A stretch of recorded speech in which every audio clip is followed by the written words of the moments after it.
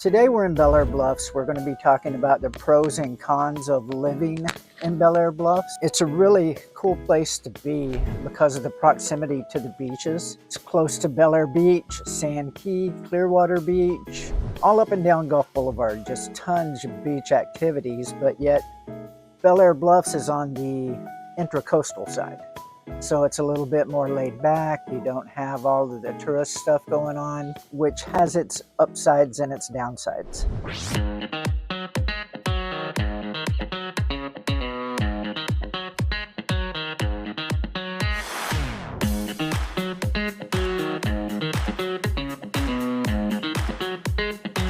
First pro is the lifestyle, the coastal feel, the beach vibe.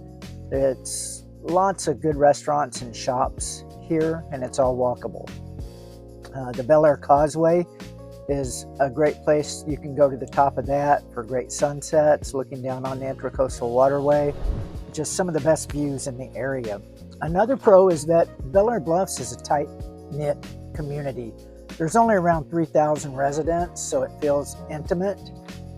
You'll see familiar faces, local parks, small but friendly business district along Bay Drive and Indian Rocks Beach Road. Everything is kind of centered around what's called the plaza. There's Belleair Coffee, E&E Steakout, several other little shops, upscale shops. Everybody kind of knows everybody. If you don't know them by name, you know their face. So everybody says hi, easy to get along with. Like I said, just very quaint.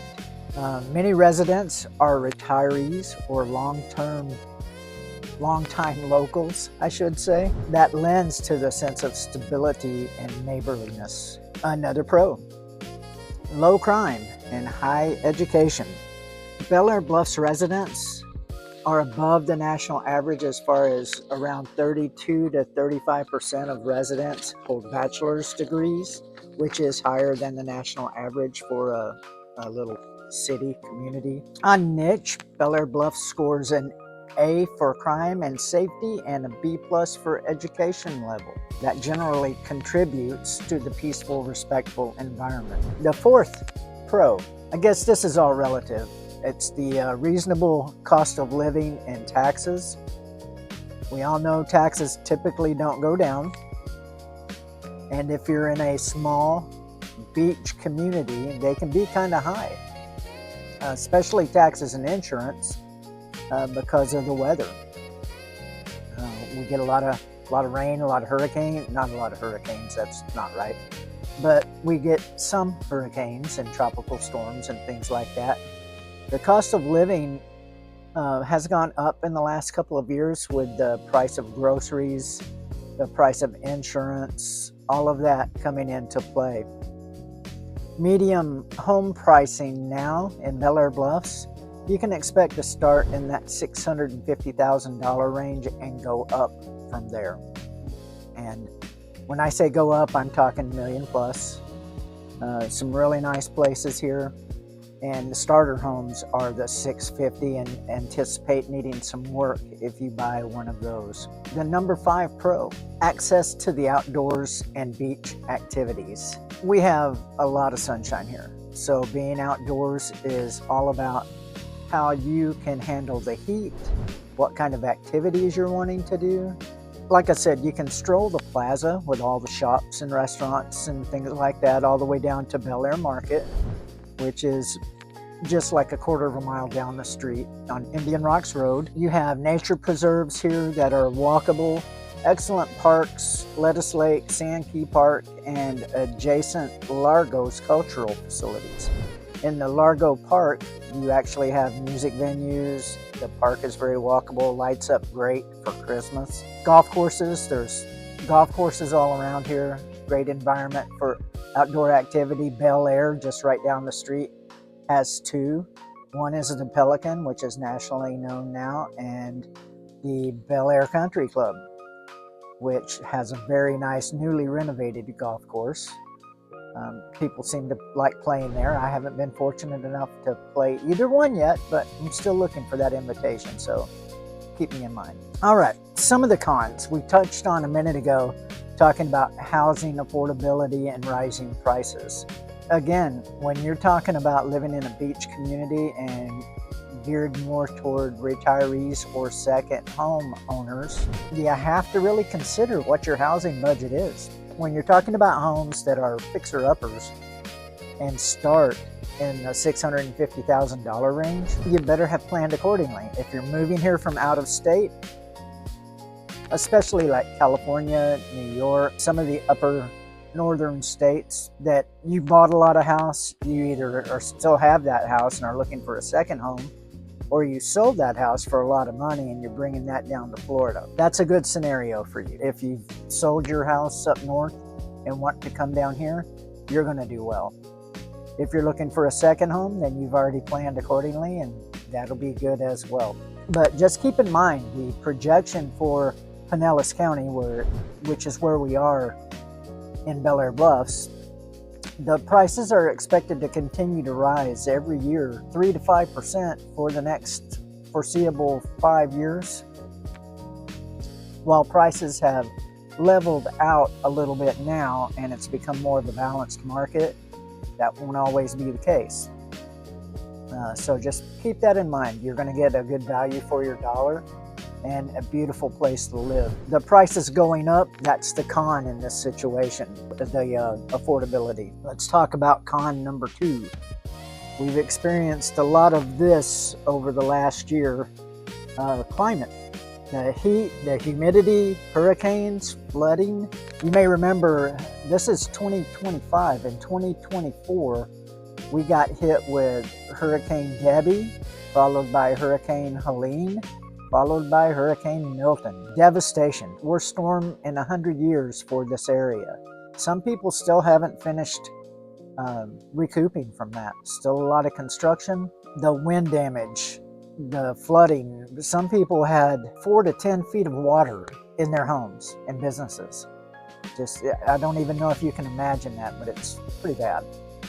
I was involved in some of the cleanup with that, and it just breaks your heart when you see that kind of stuff. So you have to make sure that you have adequate insurance, that you have a hurricane preparedness plan, hurricane supplies. All of those things cost money. As we know, generators, power goes out here a lot during these storms.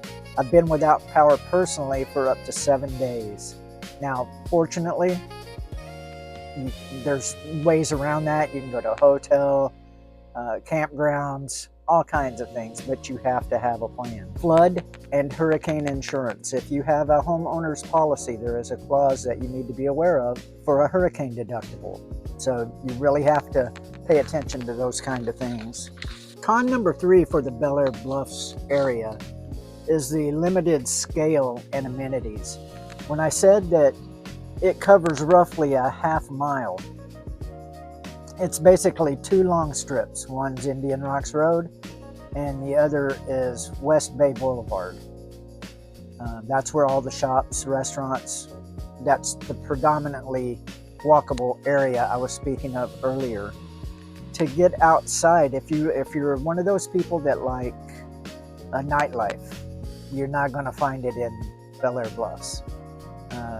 A couple of the restaurants stay open late, like 11 o'clock, but past that, you're going to need to go to Clearwater Beach or St. Pete Beach or St. Petersburg to find nightlife. And when I say nightlife, I'm talking about live music, dancing, just general good time that you would expect to have on the beach. But Belleair Bluffs is not on the beach. It's that sleepy neighborhood community. Con number 4.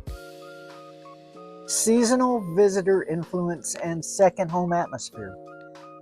Seasonal visitor influence, let's talk about that. If you're up north, you would be, if you're coming down here and you're just coming for the season, you have become a snowbird. That's those second home buyers. Typically, snowbird season starts in May and ends around the end of October.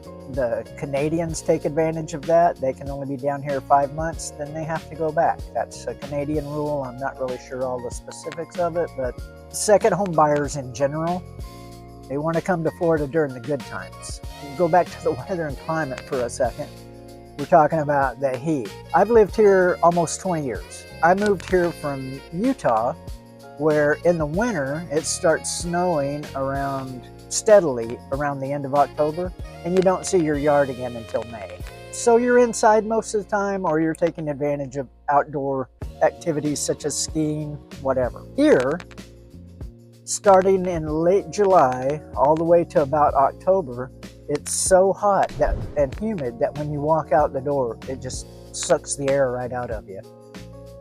If you're okay with heat and humidity, like I've become acclimated. I like to play golf with a friend of mine during the heat of the day because nobody else wants to be out there. We can play a course that typically takes 5 hours and play it in 3.5, to give you an idea of what I'm talking about. You see people going from their cars indoors to the mall, to shops, restaurants, whatever. They're not lingering outside very much, I can tell you that. So back to what I was talking about with the seasonal people. They like to come down here when the weather's really nice, that end of October up until about May. The weather's perfect. Highs in the low 80s, temps that get down into the 50s. Occasionally, we do have a freeze, believe it or not. It's been down to 32 like 5 times since I've lived here. Just kidding, I don't really know what that number is, but it doesn't happen very often. And the fifth con, HOA rules, permits, flood insurance headaches, and Belleair Bluffs. With it being such a small, close-knit community, the city is on top of everything. There are HOA rules that you're going to encounter just about everywhere, with no boats in the driveway, no RVs in the driveway, everything has to be put away. You can only have 2 garage sales per year. They even mandate that the numbers on your house are in a larger font so they can be easily seen. When it comes time for renovation, if you need permits, and you will need permits, even if it's a small plumbing job, a small electrical job, whatever the case may be, they require permits for everything. If there's a question, then call the city and ask, because they'll write you a ticket. They'll fine you if they catch you. Just some more of that small town community, that can be a con. So just be aware of that kind of stuff. To wrap it up, Belleair Bluffs is a small, secure, scenic coastal town. It's ideal for someone who values quiet waterside living, safety, and a close community. But it comes at a significant cost with rising property values, insurance complexities, and strict local regulations. The climate is beautiful, but it's intense. Services may require a short drive outside town for such things as the nightlife, the other things that we've spoken about. If you're just into the local shopping, local markets, things like that, you found your spot. It's a great place for the second home buyer. It's a great place for the retirees, as long as you planned accordingly. If you are a young couple on a tight budget, Belleair Bluffs probably isn't the place that you're going to want to move to. Just being real. Any of the coastal communities are going to be that way. Now, as you get outside of Belleair Bluffs, like the next city over, Largo, it's very affordable for young families on a tighter budget. So if you're thinking about moving to Belleair Bluffs, again, all of our contact information is in the description. Please hit subscribe, like, share, and we'll look for you on the next episode. We will be talking more about Belleair Bluffs in the future, the job market, any other things that we feel like are pertinent for this area. We'll let you know.